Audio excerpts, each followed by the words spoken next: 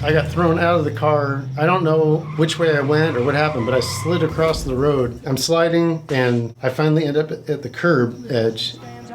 So I came up with a new video series idea, and that is asking people within the car community about their craziest story. When I was a little kid sitting around the table and hearing like my dad speak to other people, they'd share like crazy stories, and you know, it's hard to retell that story in the same way that they did. So I wanted to bring the camera, bring it in front of someone's face and have them tell the story and then share it. We're gonna experiment with my dad in the first round, but it should be pretty cool. One of my dad's craziest stories is when he wrecked one of his friend's hot rods, so I thought we'd start with that. Do you want to set the scene and start it from there? Yeah, sure. So there was a couple things, like backstory. I had some medical issues, and I wasn't driving for like about a year and a half. And when I finally that got sorted out, my car wasn't running at the time, and we were going to the Mooneyes Christmas show, the Rat Fink party. I was going with my club, the Choppers, and Keith Weesner is in the club, and he usually sells at the show, so he can't bring his car a lot of the time because he has all this art stuff, you know, like his posters, everything he sells. So we thought, since there's only 7 of us, we're a smaller club, how can we get another car out there? Keith said, hey, why don't you drive my roadster out there? I said, yeah, that sounds cool. You know, I was a little nervous because I hadn't driven in a long time. So anyway, it started out like any other time that we meet up, you know, like totally super early in the morning. It was dark. You know, we drove out there, and there's absolutely no traffic. So I never checked the brakes or did anything. Like usually you would constantly, when you're on the freeway, you check your brakes, you'd slow down. So, you know, we just cruised out from Burbank, from Bob's Big Boy on Riverside Drive. We got on the freeway, and we just headed all the way out to the Irwindale drag strip. Wait, how many people were you with? I believe Fish was driving his car. Vern had his 34, and Darren has 32 3-window. I think maybe Jack, too, in his 5-window, and me. So anyway, we're driving, everything's cool, you know, we're getting really close to the show, and then it's like a long off-ramp on the freeway there, and there's, you know, you can see in the distance there's a overpass right there, and, you know, we get off and we go to the right. And up ahead, there's a part where you can go left, which is a left turn lane, and then there's a big island in the middle, and then the right, it curves in and merges in with the lane. I was leading, I believe. I downshifted, so I wasn't going that fast. You know, I was starting to slow down, and then I tried to put on the brakes, you know, just a little bit, just to start slowing down more. And then I realized that there was absolutely no brakes. The pedal just went to the floor. Something you never want to experience. Yeah. I mean, and the other thing is, like, I've never been in a car wreck at all before this. So the split second is, okay, like, how can I get this car to stop somehow? There wasn't an e-brake in the car, but that's pretty common in hot rods. A lot of times you don't have an e-brake. And it's a 3-speed 39 transmission. The gears aren't synchroed, so you can't just, like, you know, shove it into first or something. But I guess looking back at what happened, maybe that would have been better. Anyway, I'm like, okay, so I downshift, get into third, and then I try and go into second. I'm thinking, like, I could go up that medium thing and try and slow it down by going over the curb. But I'm thinking, well, what would that do? Like, how will I lose control of the car? Or so I'm thinking, okay, I'm just going to keep going straight. But then I notice right when I'm going, I look, and there's one car coming on the road in the closer lane to me. I'm going into the road, the crossroad. There's absolutely no traffic. Like, it's just terrible timing, because if there wasn't a car coming, I could have gone through the intersection very sketchily and slid sideways and probably made the turn. But out of all the things, that I see a car, and the wall was like high enough that the person could not see me because there was a wall, but I could see the roof of the car. How fast do you think you were going? Probably like 20 or 30 miles an hour, maybe. Not super fast, but definitely moving, you know. Yeah. The timing was insane, because basically, as soon as I got the nose of the car out to like where the doors were, in like the middle of the car just broadsided me and whipped the car around, like spun around. I think it was just spun backwards. But anyway, as a result, I got thrown out of the car. I don't know which way I went or what happened, but I slid across the road. How many feet from the car, you think? I don't know, probably like at least 20 feet. I'm sliding, and I finally end up at the curb edge. And then the first thing I do is take out my phone, and I started taking pictures. I guess I'm okay. You know, and then I lay down, and I'm like, man, you know, I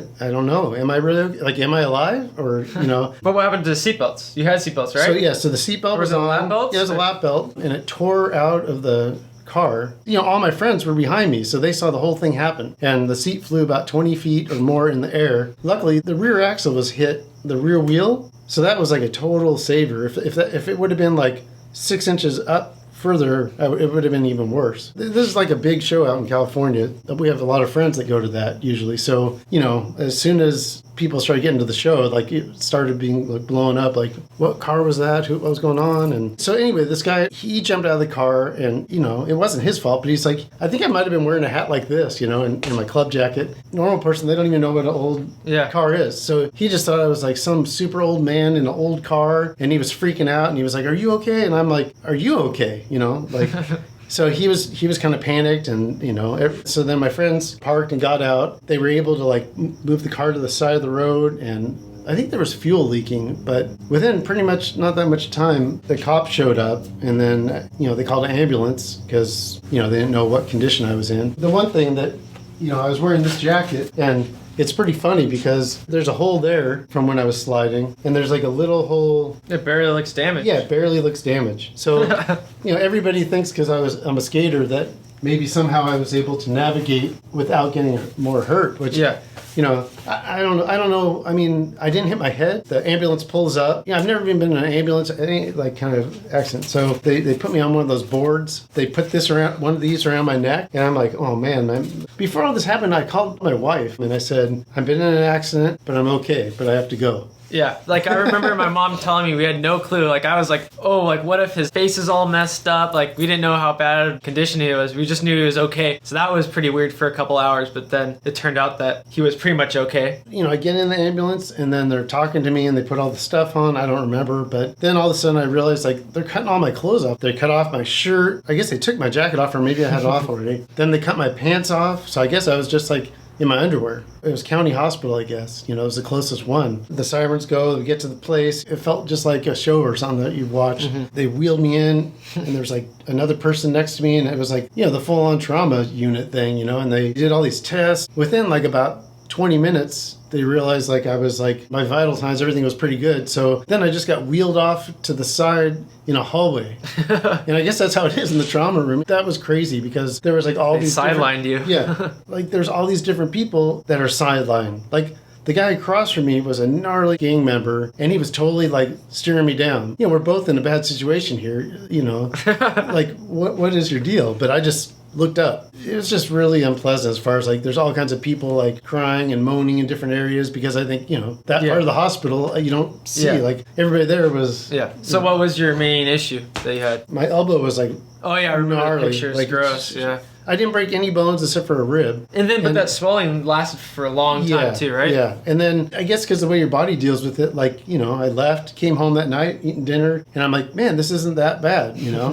They gave me some pain pills, I think. And then, you know, I think it was either that night or the next night, I woke up and I had never been in so much pain in my life. It was like every part of me, the muscles were twisted up. And I was just like, I couldn't figure out what to do. Like I ran around the house, you know, tried to take a bath. It was insane. How long were you sore for though after? Oh, probably like 4 months or 5 months, you know? I mean, it was I remember your ribs hurt for a long time. Yeah. A couple of days later, we got to the doctor. Maybe it was the next day. Got some muscle relaxants, which I'd never taken, but that helped a lot. But it was, you know, it was a long road, you know. Got like, I actually tried acupuncture and that worked, and a bunch of other treatments for like, it was almost like a year. Yeah. But that's pretty crazy for getting thrown out of your car, and that's like the worst that happened to you. Yeah. It could have been so much worse. Oh yeah. I mean, I'm totally lucky. What he wanted me to do on my Mustang right away, we put in a dual bowl master cylinder in my car. I don't know. I used to drive my car like crazy with a single bowl one, and now I look back and that's sketchy. There were some other things that were kind of funny about it. Like, first, I felt awful because basically Keith's car was completely totaled. But on the same hand, if he was driving, the exact same thing would have happened